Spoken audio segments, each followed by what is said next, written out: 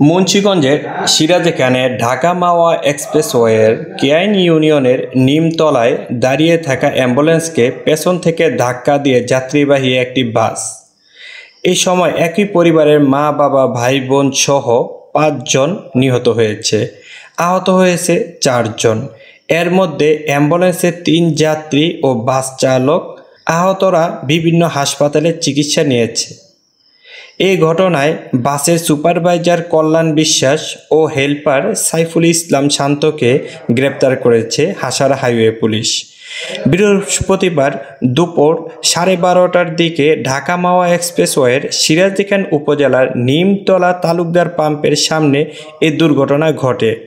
দুর্ঘটনায় নিহত মোহাম্মদ সামাদ ফকির 70, স্ত্রী শাহেদা বেগম 61, মেয়ে আফসানা 27, ছেলে হাফেজ বিল্লাল 40। তারা মাদারীপুর সদর উপজেলার দক্ষিণ দুধখালী গ্রামের ও অ্যাম্বুলেন্স চালক মাহবুব সর্দার 28, বাড়ি একই উপজেলার মিঠাপুর গ্রামে। এই ঘটনায় অল্পের জন্য বেঁচে যান অ্যাম্বুলেন্সে থাকা বিল্লালের জ্যাঠাস সুমনা বেগম ও তার 2 কন্যা। পুলিশ ও স্থানীয়রা জানান, ঢাকা মাওয়া এক্সপ্রেসওয়ের ঢাকাগামী একটি অ্যাম্বুলেন্সের চাকা পাংচার হয়ে যায়। নিমতলা তালুকদার পাম্পের সামনে চাকা সচল করার জন্য অ্যাম্বুলেন্সটি থামানো ছিল।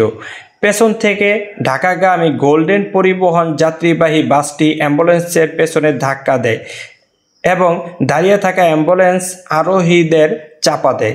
এ সময় ঘটনাস্থলে মারা যান শাহেদা বেগম ও আহত হন তার স্বজনসহ 8 জন। খবর পেয়ে পুলিশ ও শ্রীনগর ফায়ার সার্ভিসের উদ্ধারকারী দল ঘটনাস্থলে গিয়ে গুরুতর আহত 4 জন সহ মোট 8 জনকে উদ্ধার করে ঢাকা মেডিকেল কলেজ হাসপাতালে পাঠায়।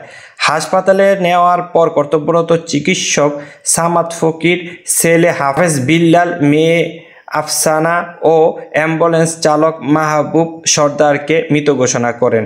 হাসারা হাইওয়ে থানার ওসি আব্দুল কাদের জিলানী জানান, নিহত নারীর লাশ উদ্ধার করে হাসারা হাইওয়ে থানায় রাখা হয়েছে। বাকি নিহত 3 জনের লাশ ঢাকা মেডিকেল কলেজ হাসপাতালে রেখেছে। অ্যাম্বুলেন্সটির ভেতর ক্ষয়ক্ষতি হয়নি। অ্যাম্বুলেন্সটির যাত্রীরা পেছনে দাঁড়িয়েছিলেন। বাসটি ওই সময় অ্যাম্বুলেন্সের পিছনে ধাক্কা দিলে এই ঘটনা ঘটে।